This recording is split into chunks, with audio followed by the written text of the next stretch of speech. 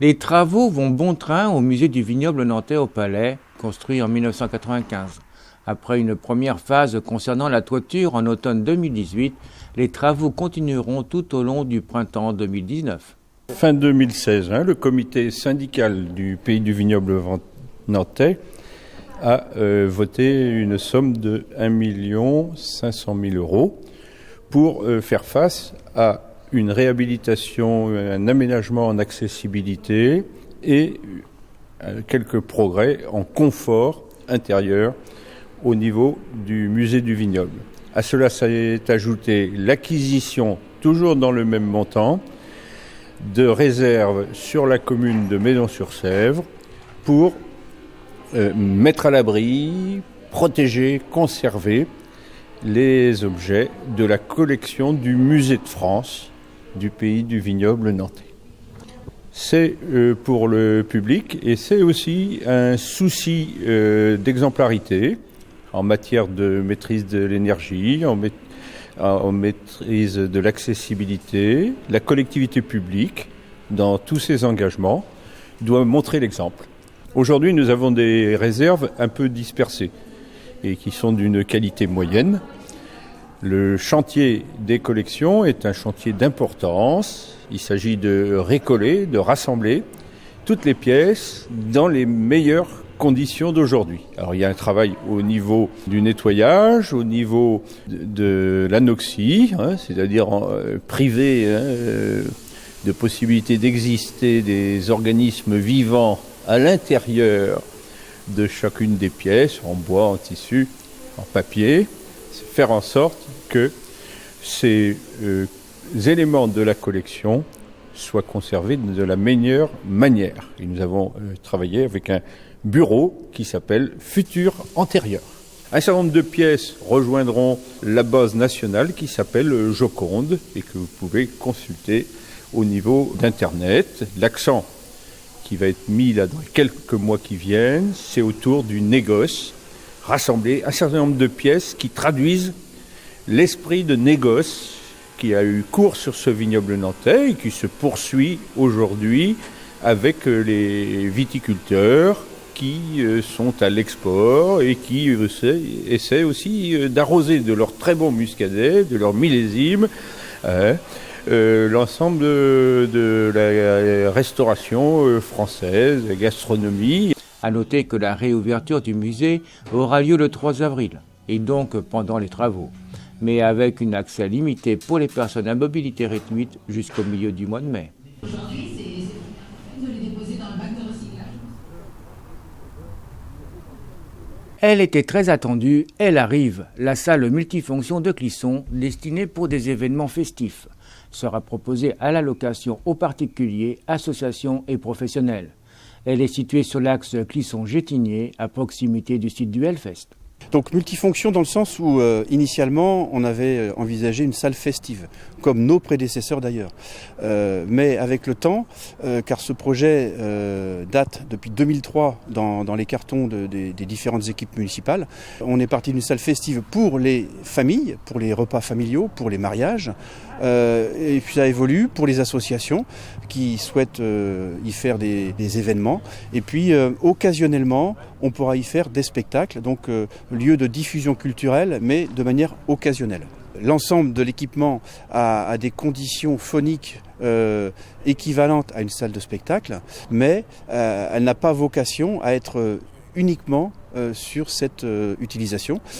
Autre utilisation qui est venue avec le temps, c'est de pouvoir ouvrir cet équipement aux entreprises, parce qu'on a des demandes pour y faire des salons professionnels notamment.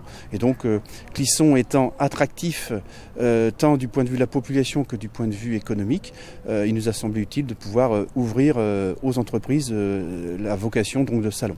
Une petite description de toute cette salle multifonction. Donc une grande salle pouvant accueillir 400 places assises.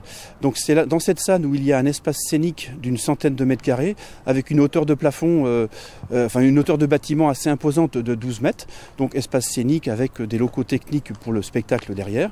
Et puis une salle plus petite pouvant accueillir 150 personnes. Et ces deux salles sont reliées par un espace bar où on peut décloisonner la grande salle pour pouvoir offrir aux utilisateurs de meilleurs espaces.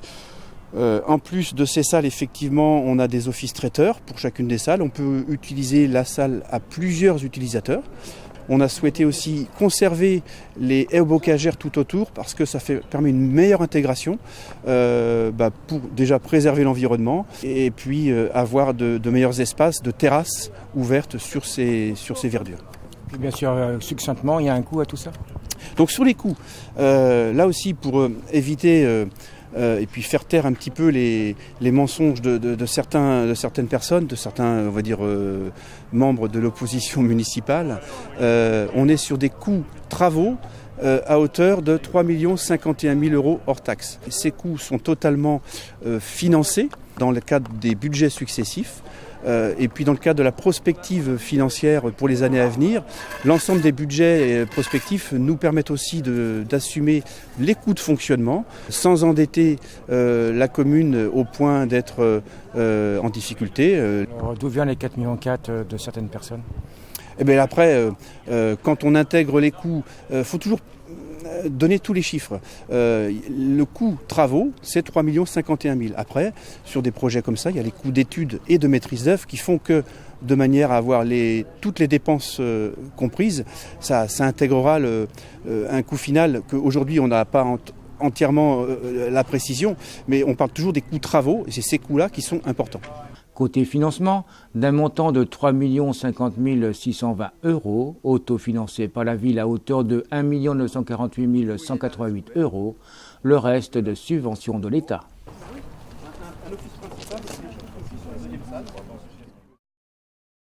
Les élections municipales de 2020 approchent. Après Franck Nicolon, Xavier Bonnet, maire actuel de Clisson, déclare sa candidature. De manière à continuer pour le bien des Clissonnais, je peux aujourd'hui vous dire que le moment venu, je serai candidat aux prochaines élections municipales de 2020. On est encore en action jusqu'à la fin du mandat, mais effectivement, la décision est prise pour moi dans quelques mois d'être candidat pour que on puisse engager les Clissonnais sur de nouvelles perspectives. Avec une nouvelle équipe ? Effectivement, une équipe, ça se renouvelle.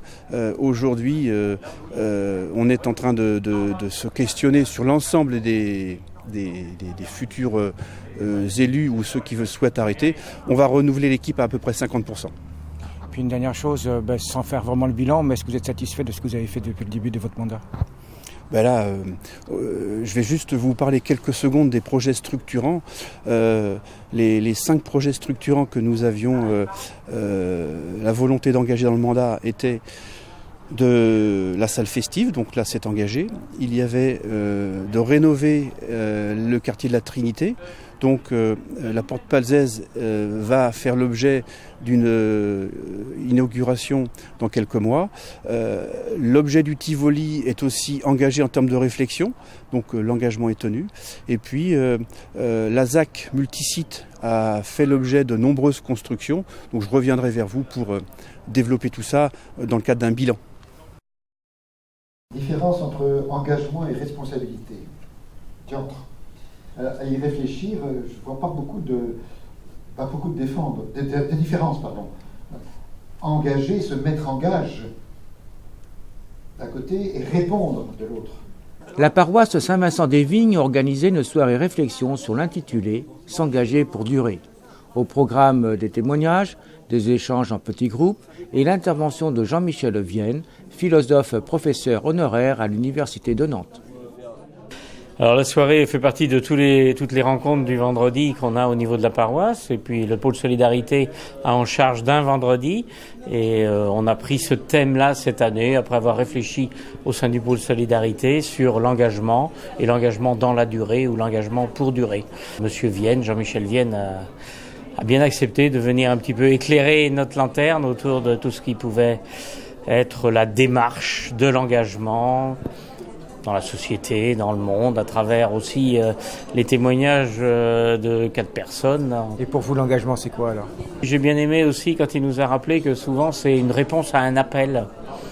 Et que dans ce sens-là, ça peut des fois expliquer beaucoup de choses dans l'engagement que les gens prennent, quoi.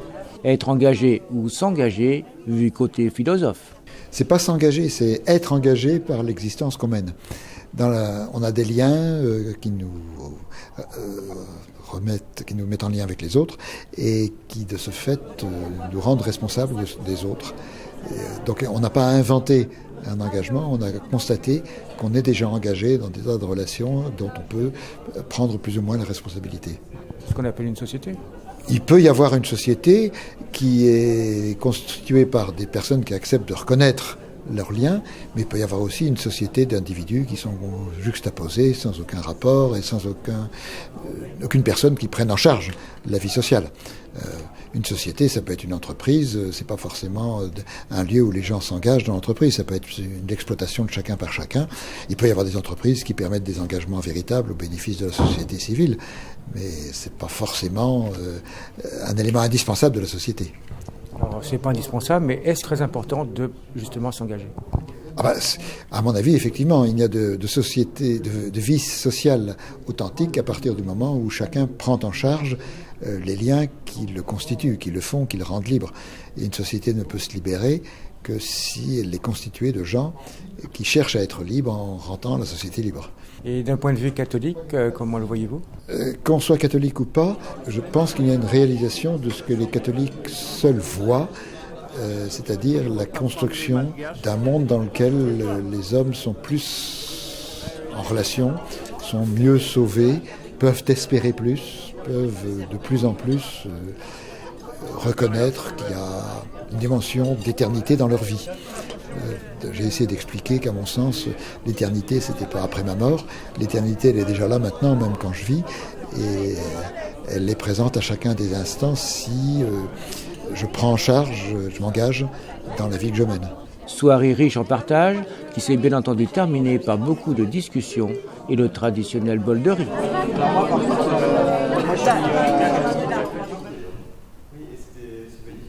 Vous êtes cinéphile, vous êtes réalisateur, amateur ou professionnel, vous pouvez participer au festival de court-métrage de Clisson organisé par la Storyprod.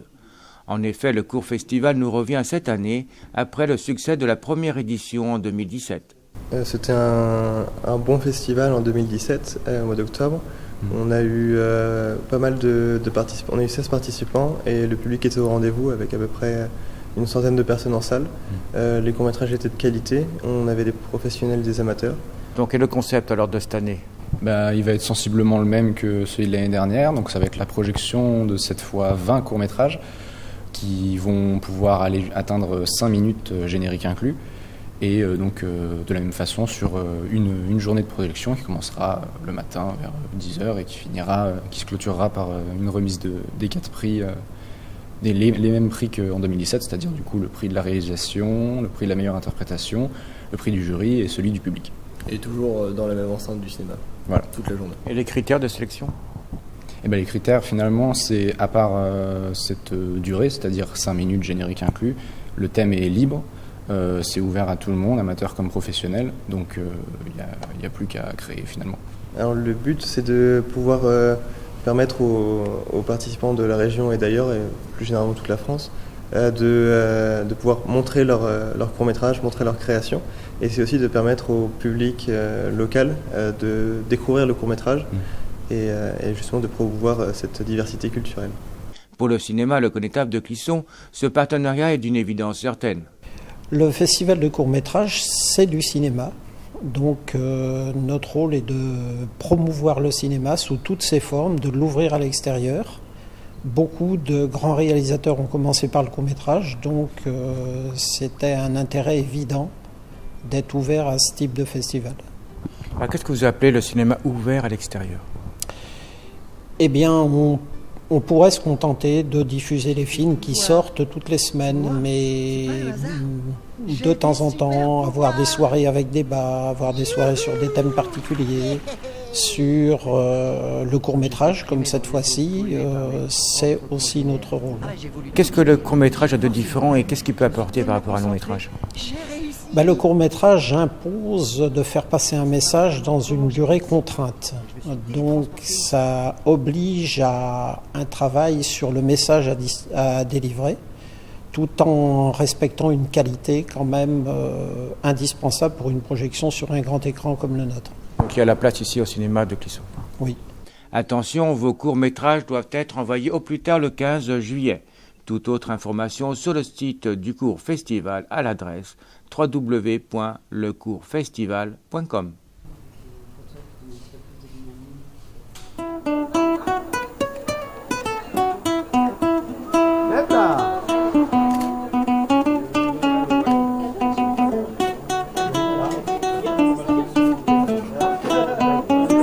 L'entreprise Nature Matériaux, distributeur de matériaux naturels pour l'habitat, située dans la zone de Tabary à Clisson, proposait à tout à chacun de rencontrer les acteurs de l'habitat au naturel et d'un monde plus durable.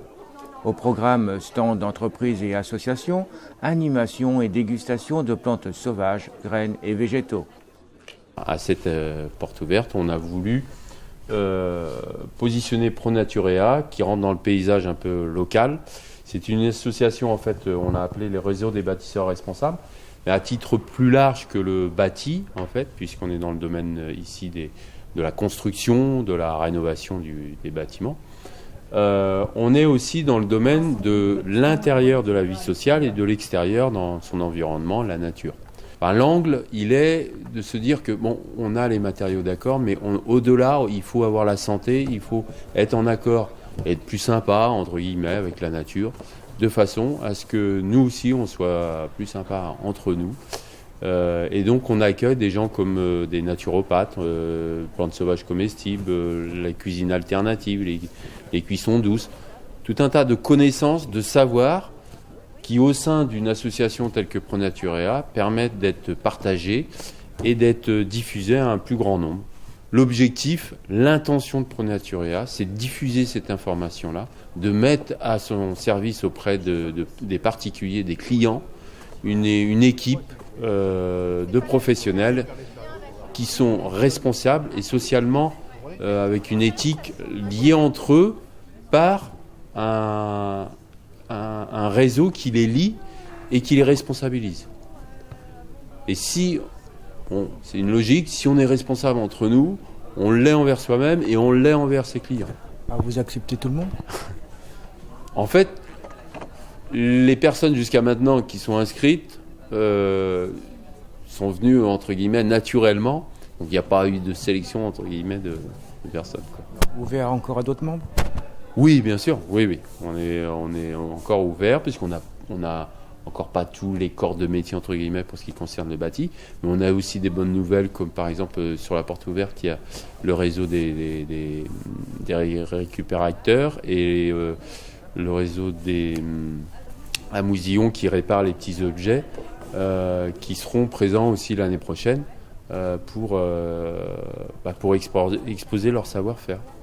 Et nous, même si c'est déjà une asso qui est en place, justement, entre assos, on peut exposer le savoir de chacun, puisque ça rentre dans un global de l'économie sociale et solidaire.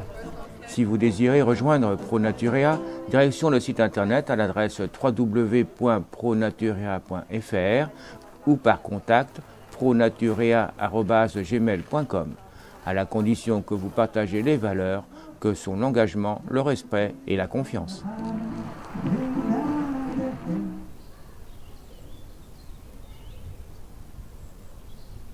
L'entreprise familiale du vignoble nantais Jardibois, située dans la zone artisanale de la Collarderie à Cugand, limitrophe à la zone de Tabary à Clisson, spécialisée dans le bois de chauffage, ouvrait ses portes. Le but étant d'accueillir les visiteurs, leur permettant de visiter l'entreprise, d'assister à des démonstrations, leur apportant des explications sur la filière bois de chauffage en France, tout en leur faisant profiter des promotions.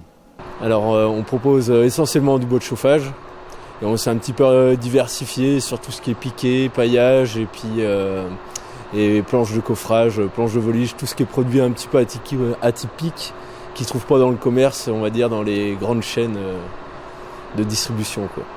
On fait tout ce que les autres veulent pas faire. Alors, la destination de ce bois? Alors le bois de chauffage, essentiellement aux particuliers, un petit peu de professionnels pour les pizzerias et les boulangeries, et autrement tout ce qui est produit, on va dire, de jardin, paillage, piqué, que du particulier, pardon. Alors le bois vient beaucoup du centre de la France, des régions, on va dire, de la Sologne, tout ce qui est, on va dire, tous les massifs de Touraine, c'est essentiellement là-bas qu'on se fournit. Et à descendre un petit peu vers dans la Creuse, mais ça dépend des essences de bois qu'on prend, quoi. Bien sûr, beaucoup disent que ça permet la déforestation, c'est vrai ou pas? Non, pas du tout, on entretient surtout les forêts, quoi. Les entretiens, il faut savoir qu'il y a plusieurs cycles dans une forêt, avant que les bois sont vraiment exploitables, on va dire en planche pour faire les bois de travail. Et durant toutes ces étapes, on fait des éclaircies pour que les plus gros sujets poussent. Et nous, tous nos bois viennent que d'éclaircies, on fait jamais de coupe à rase, quoi. C'est que du bois qui est géré durablement. Est-ce que c'est agréable et rentable, je dirais, de se chauffer au bois maintenant? Oui, c'est assez rentable vu les cours de l'électricité et puis du gaz. C'est encore relativement rentable. Nous, sachant, on n'a pas augmenté de bois, ça fait 8 ans qu'on est installé. En 8 ans, on a augmenté de 2 € du ster. Alors sur quelqu'un qui va chauffer à 10 sters par an, ça fait 20 € d'augmentation depuis 8 ans. Je pense que les factures d'électricité ont sérieusement augmenté vis-à-vis de notre augmentation. La différence qu'il y a entre le bois et les granulés? On va dire que le bois, c'est plus du plaisir. Faut avoir une présence, faut s'en occuper, quoi. Ça fait vivre le foyer, ça fait vivre la maison. Que le granulé, on va dire, c'est plus une chaudière industrielle. Enfin, on appuie sur le bouton et puis on n'a rien besoin de faire, quoi. Il y a un petit peu moins de plaisir, mais ça reste quand même des belles énergies, quoi. Et la qualité de chauffage?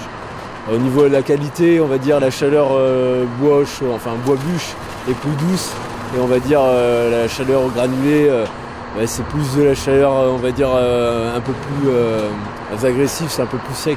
Ça se recoupe plus au niveau du chauffage électrique, on va dire, quoi. Jardibois propose de la vente sur place de bois de chauffage, mais vous pouvez également vous faire livrer en vrac à votre domicile. Tout renseignement supplémentaire sur le site www.jardi-bois-clisson.fr.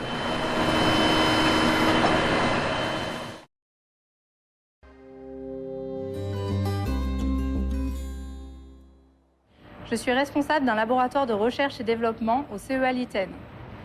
Nous développons ici des technologies innovantes et performantes de production d'un gaz de synthèse d'origine renouvelable pour le convertir en méthane qui puisse être injecté sur les réseaux de gaz. Nous cherchons à extraire et à valoriser l'énergie contenue dans des bioressources comme le bois, les résidus agricoles ou les déchets organiques. Le procédé que nous utilisons ici est différent de la méthanisation. Il s'agit de pyrogazéification. C'est un procédé en pression et à haute température, de 700 jusqu'à 1500 degrés, qui permet de convertir la matière en quelques minutes.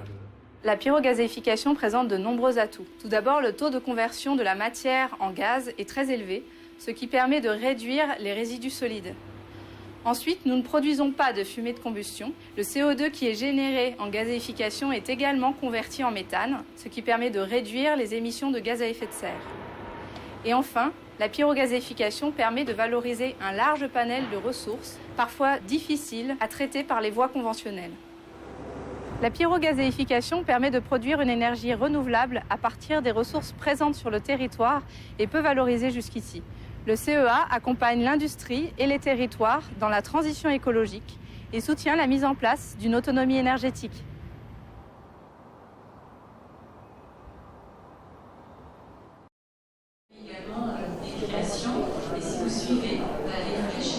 Le 24e Festival d'exposition-vente des métiers créateurs d'art de la Effoissière, organisé par l'association Festive Art, a tenu toutes ses promesses.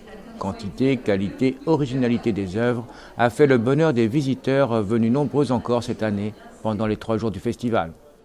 C'est l'univers de tous les créateurs venus de toute la France, 84 créateurs professionnels dans différents arts, le bijou, le cuir, les verres, la terre, le bois, tout un univers.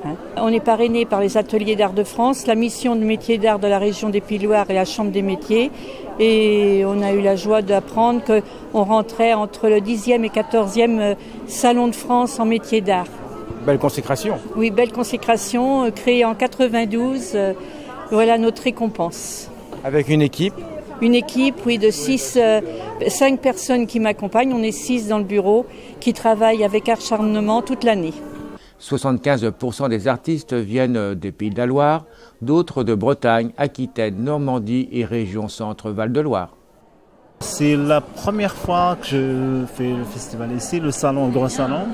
Autrement, j'ai découvert il y a 2 ans la FACR, ce qui se passe, toute la programmation de l'association Festival, donc dont je suis adhéré depuis 2 ans. Donc il y a une ambiance sympa, j'aime bien l'organisation, il y a un côté sympa, c'est convivial. Et puis ça se passe très bien entre artisans et c'est aussi une manière de valoriser le fait main, le travail artisanal original. Et justement, en parlant de fait main, que faites-vous avec vos mains? Alors, ce que j'ai fait de la calligraphie arabe. Je travaille à l'ancienne avec le kalam. Kalam, c'est le bobo taillé et biseauté. J'illustre des textes en fait. Je pars d'un petit texte, une citation, un proverbe ou un passage d'un poème. Ensuite, je le traduis et je l'illustre. J'en fais une composition en calligraphie arabe. Comme vous voyez ici par exemple, ça c'est une citation de Gaston Bachelard qui dit la vérité se trouve derrière la connaissance. Notre vignoble est représenté notamment par la céramiste Anouka de Monnières. Je propose des pièces utilitaires, je propose des sculptures, je fais un peu de luminaire, mais c'est vrai que je travaille un peu selon mes envies, selon mes inspirations. Je voudrais savoir ce que vous pensez de ce festival. Eh bien, c'est un festival qui est intéressant parce qu'on est vraiment... on est 82 exposants et il y a vraiment beaucoup d'exposants très très divers et variés. Et ça, c'est intéressant pour le public. Maintenant, je trouve l'organisation est très bonne aussi.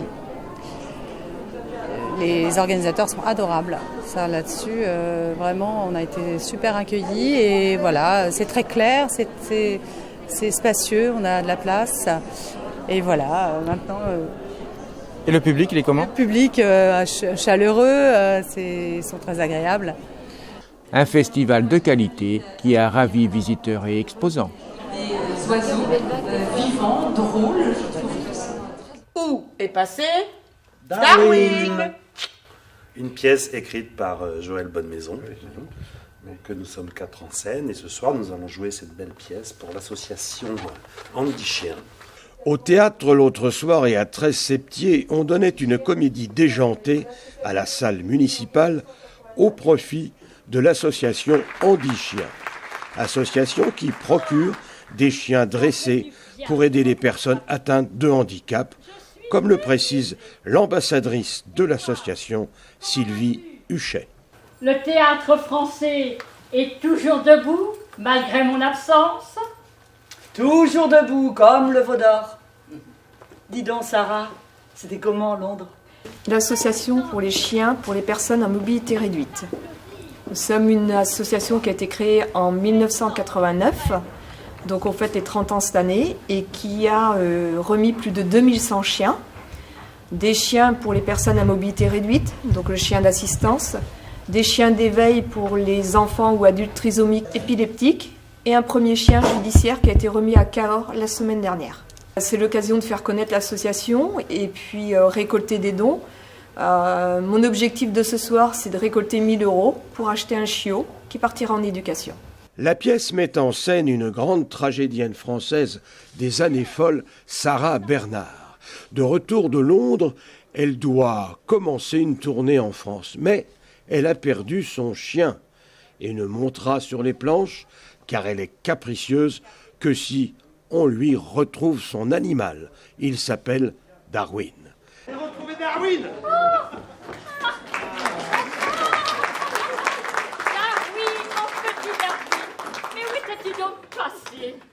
Je vous remercie, jeune homme. Vous me sauvez la vie.